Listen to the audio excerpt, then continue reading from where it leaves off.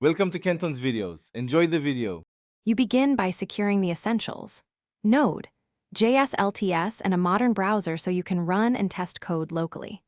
Once installed, pick an editor like VS Code and add live server and JavaScript linting extensions. This speeds feedback.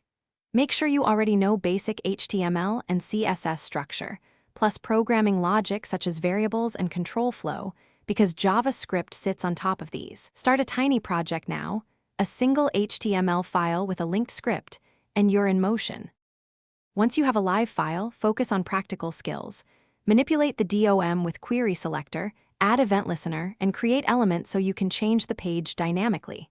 Then, learn asynchronous patterns, callbacks first, then promises and async/await, because real apps fetch data and must handle delays. Make small exercises. Fetch JSON, render lists, handle errors.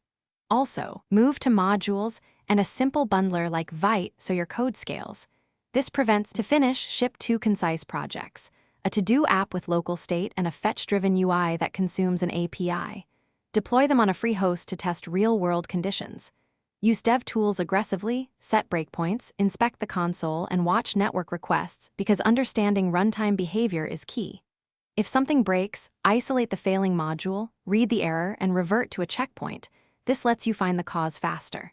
Keep iterating. Each fix teaches you why it failed. Thanks for watching. Consider subscribing if we helped you.